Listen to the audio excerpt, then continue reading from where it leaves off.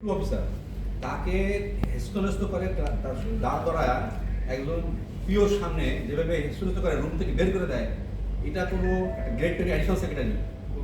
তাহলে additional secretary স্ট্যাটাসের একজন কর্মকর্তাকে একজন গ্রেড 10 লেভেলের কর্মকর্তার সামনে যেভাবে হেস্তনেস্ত করে, এটাই মানে প্রতিষ্ঠানের হিসাবে কাজ করা।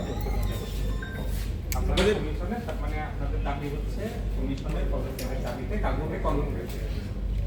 এটা একটু আরেকবার আপনাদের এই যে বলেন লাইভ ট্রেড কি ধরনের কোন মানে অনুসন্ধানে আপনারা আসলে দাবিগুলো ছোট করে বলতে হবে। কোন বিষয়গুলো আপনারা এখন একটাই দাবি, যেটার জন্য আপনারা একদম রিসেন্টলি একটা মানে এর থেকে কোনো সরে আসছেন আপনারা কি আর তদন্ত থেকে সরে আসছেন কি এটাই ওইটা আমরা জানি না, সরে আসছে দেখো বাট লাইভ টেবিল যেটা আপনাদের দাবি। আচ্ছা আচ্ছা, তদন্ত কমিশন মানে তদন্তের ভিত্তিতে যদি আপনাদের শোকজ করা হয় বা এই করা হয়, এইটার প্রবলেমটা কি? মানে তদন্ত যখন একটা রিপোর্ট আসে তখন তো শোকজ করতেই পারে যে আপনারা কেন এই কাজটা করে মানে এটা কস্ট শো করা। আমি বললাম যে এটা আপনারা যদি আপনি অ্যাক্ট অর্ডিন্যান্সটা দেখেন, হ্যাঁ, অ্যাক্ট অর্ডিন্যান্সের ভিত্তিতে আপনার কিভাবে এটা ট্রায়াল হবে এবং কিভাবে শাস্তি হবে, কি কি শাস্তি হবে ওখানে বলা আছে।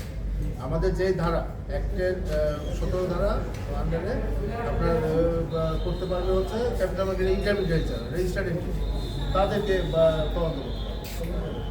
হ্যাঁ কবি বলুন। করবে তখন আমাকে আত্মপক্ষ সমর্থনের সুযোগ দিতে হবে।